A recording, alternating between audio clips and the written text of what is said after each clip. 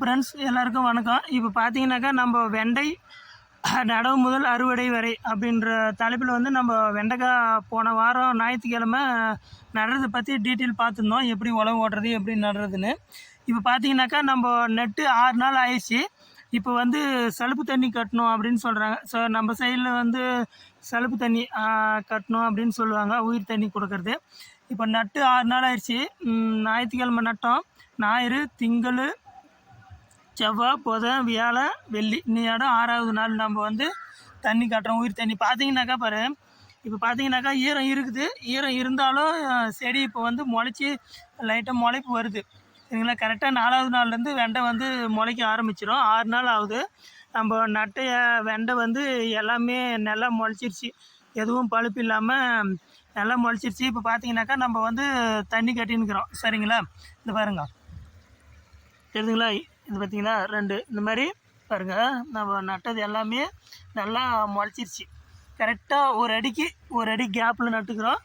எல்லாமே நல்லாவே முளைச்சிருச்சு. நம்ம வந்து 1/4 கிலோ வெண்டை வந்து 3 கன்னைக்கு, அதாவது 1/2 ஏக்கரா கணக்குக்கு நம்ம வாங்கி நட்டுருந்தோம். இப்போ எல்லாமே வெண்டை வந்து நல்லா முளைச்சி வந்துருச்சு. இப்போ பார்த்தீங்கன்னாக்கா நம்ம அன்றைக்கி சலுப்பு தண்ணி கட்டிடுவோம்.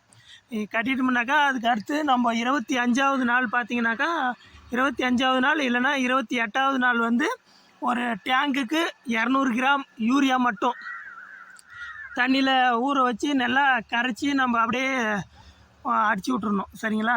அதை அடித்து விட்டுட்டு அதுக்கப்புறமா 35வது நாள் வந்து வெண்டைக்கு யூரியா மட்டும் போட்டு தண்ணி கட்டணும், சரிங்களா. நம்ம வந்து வாரம் 5 நாளைக்கு ஒரு டைமு, 4 நாளைக்கு ஒரு டைம் வந்து வெண்டைக்கு தண்ணி கட்டினே இருக்கணும், சரிங்களா. ஈரம் காய்ச்சினா உடனே தண்ணி கட்டிட வேண்டியது தான், சரிங்களா.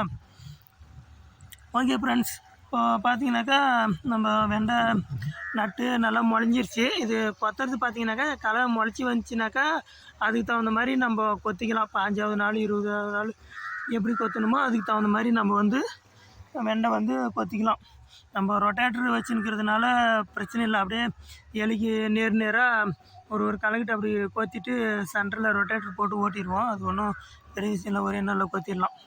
ஆள் வச்சு கொத்துறவங்க அதுக்கு தகுந்த மாதிரி களை பார்த்து கொத்துங்க. களைனா நிறைய தான் வருது, அதெல்லாம் அட்ஜஸ்ட் பண்ணி கொத்தலாம், சரிங்களா. ஸோ நம்ம சேனலை சப்ஸ்கிரைப் பண்ணாதவங்க சப்ஸ்கிரைப் பண்ணிக்கங்க, அப்படியே லைக் பண்ணிக்கங்க, ஷேர் பண்ணுங்கள். தெரியாதவங்களுக்கு நம்ம சேனலை சொல்லி அவங்களுக்கும் நல்ல ஒரு விவசாயத்தை பற்றி விழிப்புணர்வு ஏற்படுத்துவோம். ஓகேவா ஃப்ரெண்ட்ஸ்? ஓகே. ஸோ அதிகமாக பேசுகிறதுக்கு வேறு எதுவும் இல்லை. ஸோ நான் களை வெட்டுறது, ரொட்டேட்ரு எப்படி ஓட்டுறது, ஏலி ஓட்டிக்கிறதுலாம் கரெக்டாக இருக்குதா, இல்லை இன்னும் கொஞ்சம் ஏலி அகலமாக ஓட்டணுமா அப்படின்னு தெரியல.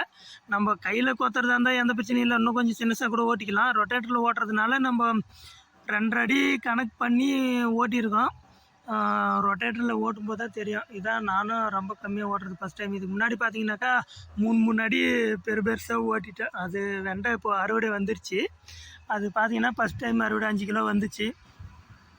அது வீடியோ எடுக்க முடியல. ஓகே ஃப்ரெண்ட்ஸ், ரொம்ப நேரம் பேசணும்னு நினைக்கிறேன், அதிகமாக பேச வேணாம். சரி, அடுத்தடுத்து வீடியோ போடுறேன். நம்ம சேனல் சப்ஸ்கிரைப் பண்ணிக்கங்க. ஓகே, பாய்.